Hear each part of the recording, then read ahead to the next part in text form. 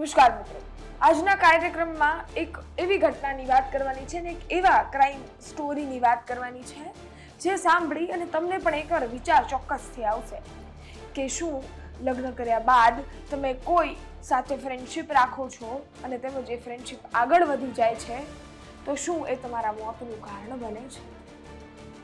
જી હા, એક એવી ઘટના જેમાં એક પ્રેમિકા એવું કહે છે કે તારી પત્નીને કે ડિવોર્સ આપે, હું તારી સાથે લગ્ન કરીશ, તું મારો નહીં તો કોઈનો નહીં. આવી ઘટના સામે આવી છે. એક સ્ટોરી, એક કહાની, 3 કિરદાર અને ખૂની ખેલ, આ બધી જ વસ્તુઓની વાત કરીશું અને હું તમને 2 એવા ઓડિયો સંભળાવીશ જેમાં એ પ્રેમિકા છે એ યુવકની પત્નીને ચોક્કસ મોઢે ખુલ્લેઆમ કહે છે કે ડિવોર્સ આપી દે, એ તારો નહીં મારો પણ નહીં. આવી વાત મોઢે થાય છે, ચોક્કસ ફોનના રેકોર્ડિંગ છે, બધી જ વસ્તુઓ તમને સંભળાવીશ. બધી શું કહાની હતી, શું ખેલ ખેલાયો, કોણે જીવ આપી દીધો, બધાની વિગતવાર વાત કરીશું આજની ક્રાઇમ સ્ટોરીમાં. અને આપ ગુજરાત તકનો ક્રાઇમનો કાર્યક્રમ જોઈ રહ્યા છો, પરંતુ એ પહેલા આપની સાથે હું જ્યોતિકા.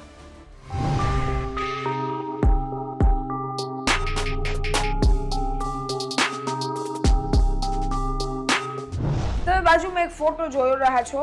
એ ફોટો એક દંપતીનો છે જેણે 2017માં લગ્ન કર્યા હતા. 2017માં લગ્ન તો કર્યા, પરંતુ ત્યારબાદ એક નિર્ણય પણ લીધો કે જ્યાં સુધી આપણે સક્ષમ નહીં બનીએ ત્યાં સુધી આપણો પરિવાર છે એ આગળ નહીં વધારીશું, એટલે કે છોકરાઓ નહીં કરીએ. અને ત્યારબાદ બંનેઓ ગવર્મેન્ટ ટીચર બનવાના પ્રયત્નો કરવા લાગ્યા. બંનેઓને ટીચર જ બનવું હતું અને તેમજ બંનેઓ ટીચર પણ બન્યા. ત્યારબાદ ટીચર બન્યા બાદ બંનેઓની ગવર્મેન્ટ જોબ લાગી ને બંનેઓની ગવર્મેન્ટ જોબ અલગ અલગ ગામડાઓમાં લાગી. એક બીજા ગામડામાં નોકરી કરે તો એક બીજા ગામડામાં નોકરી કરે, પરંતુ બંનેઓ હતા તો પતિ પત્ની જ, સાથે રહેવું પડતું. એટલે બંનેએ જ્યાં મહિલા કામ કરતી હતી એ ગામડામાં ઘર લીધું અને સાથે રહેતા, પરંતુ નોકરી તો ચાલુ જ હતી. જ્યારે એ યુવક છે એની નોકરી લાગી અને આ ઘટના બની એના 5 મહિના પહેલા સોનમ કુમારી કરીને એક યુવતી સાથે એની ફ્રેન્ડશિપ થઈ. એ ફ્રેન્ડશિપ તો થઈ, પરંતુ એ ફ્રેન્ડશિપ ધીરે ધીરે ધીરે ધીરે આગળ વધવા લાગી અને એ ફ્રેન્ડશિપ એક રિલેશનશિપમાં તબદીલ થઈ ગઈ. રિલેશનશિપમાં તબદીલ થઈ એટલે સીધી વાત છે, એ ફિમેલ જે યુવતી છે, જે પ્રેમિકા છે, એની એક્સપેક્ટેશન વધી ગઈ અને વાત ત્યાં સુધી પહોંચી ગઈ કે જે આ યુવક છે એની પત્નીનું નામ રહીમા છે, એને ફોન કરવા લાગી અને એવું કહ્યું કે તારા પતિને ડિવોર્સ આપી દે, તારા પતિ સાથે હું લગ્ન કરીશ, તું મારો જ છે. આવી વાતો સામે આવી. સૌપ્રથમ એ ફોનનું રેકોર્ડિંગ અમારી પાસે આવ્યું છે. એ ફોનનું રેકોર્ડિંગ તમે સાંભળો, જેમાં એ યુવતી છે દબાણ કરી રહી છે ને એવું કહી રહી છે કે તડાક આપી દે, એને છૂટાછેડા લઈ લે એની સાથે, હું એની સાથે લગ્ન કરીશ. સૌપ્રથમ એ ઓડિયો પર નજર નાખો. कह रहे थे कि चाह रहे तरुण से शादी करने के लिए, तो हम चाहते हैं कि तुम डाइवोर्स दे दो, नहीं तो हम नहीं करेंगे. जो बात है हम सही बता रहे हैं, हाँ या ना बोल दो. पर मैं डाइवोर्स नहीं दूंगी तरुण को. क्या? मैं डाइवोर्स नहीं दूंगी तरुण को. फोन स्पीकर में है नहीं.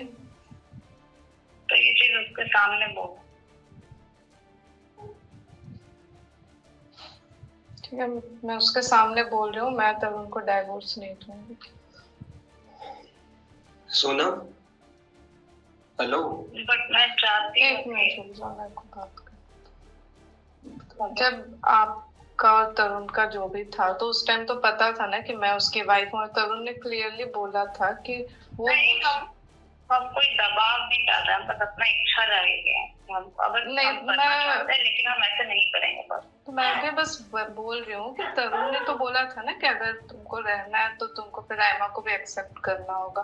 तो मैं डाइवोर्स नहीं दूंगी तरुण को, बस।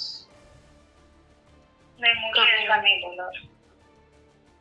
उसने मुझे तो ये बोला था कि मैंने सोनम को बोला है कि अगर उसको मेरे साथ रहना है तो राइमा को एक्सेप्ट करना होगा। वो कर रहे हैं ना फोन। हाँ, सोनम सुन रही है मेरा बात? हेलो, हाँ सुन रहे हैं। जब सब ठीक जो भी बात है हमको अभी बोलो। गेम खेल रही है। जब सब रुक जा एक मिनट। मैं कह रहा हूँ कि जब तू एक्सेप्ट करने के लिए रेडी है थी, तो आपको पता है और कि क्या राइमा भी सब एक्सेप्ट करने को रेडी है, तो फिर क्या दिक्कत होगी अचानक से? आपको पता है कि क्या दिक्कत है, इसलिए आप बोल रहे हैं। कोई दबाव नहीं डाल रहे, हमको बस दबाव का बात नहीं है, बात फीलिंग्स का है। तुम नहीं समझ रही हो, पूरे लाइफ का है बात। जो चीजें ये चीज इधर कुछ दिनों में वो सब हम सीधा बोल रहे हैं। मतलब ये मेरा खुद का डिसीजन है कि अगर हम करना चाहते हैं, लेकिन हम राइमा के साथ नहीं रहेंगे। अगर उसको डाइवोर्स दोगे तो ठीक है, नहीं तो फिर ये मेरा जिंदगी है, हम कहीं और भी शादी कर लेंगे, हमको कोई दिक्कत नहीं। मैं क्लियरली बोल रही हूँ, मैं नहीं डाइवोर्स दूंगी तरुण को। मैंने जब एक्सेप्ट कर लिया, मैं बोल रही हूँ मैंने तो सब कुछ बिगाड़ कर की हो ना, तो तुम भुगतोगी ना। सब तुम्हारे कारण हुआ है ना,